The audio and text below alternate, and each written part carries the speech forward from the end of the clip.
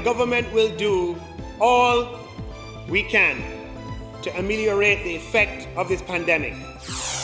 We will be implementing an unprecedented $25 billion fiscal stimulus. We review how finance and the public service kept focused on building forward in 2020, even in the face of unprecedented challenges.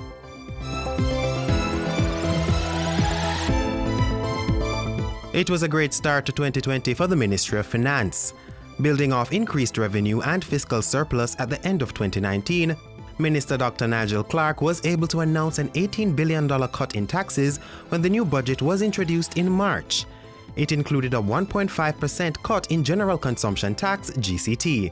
A cut in the rate of GCT will leave, big difference, will leave more disposable income in the economy, which will boost economic activity, which should benefit all households and firms. In addition, asset tax paid by financial institutions was reduced by 50%. And micro, small, and medium-sized enterprises, MSMEs, got a tax credit of $375,000. Government didn't stop there. Cocoa, coffee, and coconut industries also benefited from a 50% reduction on aggregate fees, and the Trade Board reduced its fees charged for all non-motor vehicle-related activities by 50%. While the Ministry of Finance was setting the framework for economic growth, it was also being proactive in anticipation of the coronavirus COVID-19 reaching our shores. When the first imported case was confirmed on March 10, plans were unveiled the same day. Our first fiscal response is to provide an advance of $2 billion against the budget proposed for 2021.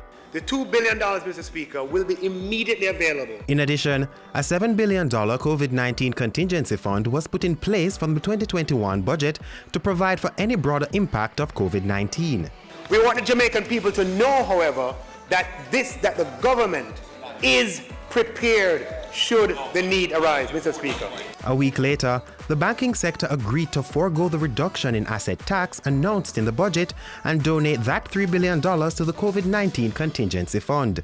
To ensure there was a steady supply of essential safety equipment in the country, the Finance Ministry waived customs duties on the importation of masks, gloves, hand sanitizers, and liquid soap for a 90-day period.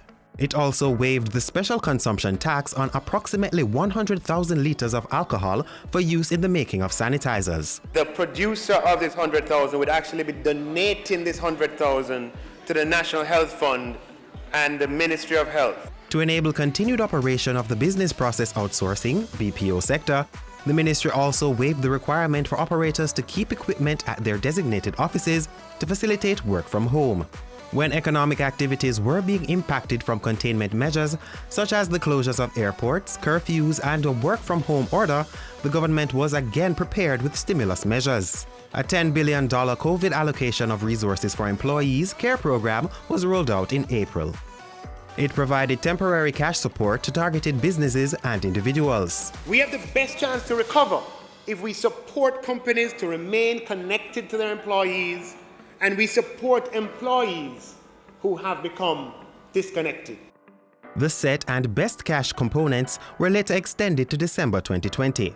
To further ease financial strain, the Students' Loan Bureau waived fees from April to June and deferred all loan repayments for 3 months. Among other contingency measures deployed by the Finance Ministry was to secure the approval of $520 million from the International Monetary Fund (IMF) Rapid Financing Instrument (RFI). If the need arises, the money will be used to tackle challenges associated with COVID-19. In addition, the ministry got approval from both Parliament and the Senate to suspend Jamaica's fiscal rules until March 31, 2021, giving government the flexibility to deploy funds for critical expenditures. It will allow the government to target a lower primary surplus of 3.5% of GDP this fiscal year, down from 5.4%, and this will allow us to accommodate the COVID-19 response expenditures in light of the reduced revenue that we're likely to experience. By October, the COVID-19 expenditure was $36.8 billion. As the pandemic spread worldwide, the economic impact became evident as a result of global and local containment measures. However, there was a tempering in the rate of contraction consequent on the phased reopening of the economy. On the upside, overall revenues for the first 6 months of the 2020-2021 financial year was $8 billion, or 3% higher than budgeted in the first supplementary estimates.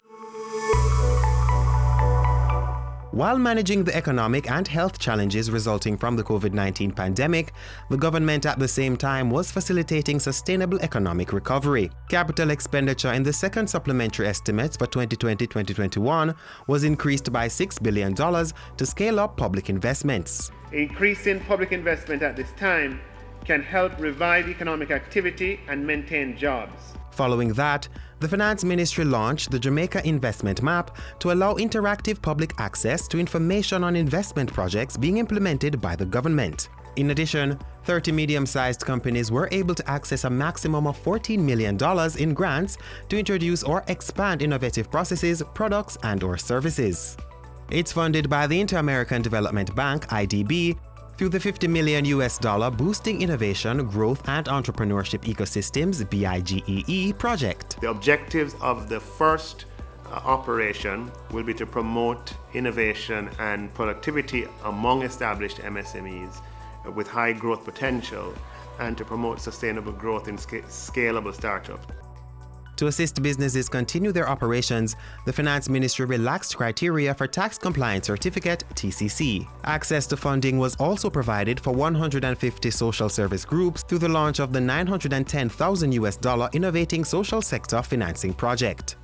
Meanwhile, coverage under the Deposit Insurance Act was increased from $600,000 to $1.2 million. On the legislative side, the Bank of Jamaica Amendment Act was approved by the House of Representatives and the Senate. This bill, Madam Speaker, clarifies the mandate of the central bank, provides for capitalization, adequate capitalization of the central bank, and institutes a modern and robust, accountable, transparent institutional framework. As part of the human capital development thrust within the public service, government gave commitment to provide 150 postgraduate scholarships for civil servants, valued at more than $1 billion over the next 5 years.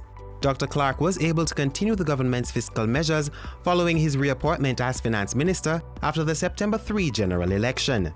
He is supported by Marsha Smith, who was appointed Minister of State. Leslie Campbell, who previously held the position, was reassigned to the Ministry of Foreign Affairs and Foreign Trade. 2020, a year of diligent and strategic decision-making for the Ministry of Finance and the Public Service. And working together, supporting each other, Mr. Speaker, Jamaica will overcome this. And these fiscal stimulus measures will give us the best opportunity for our eventual economic recovery.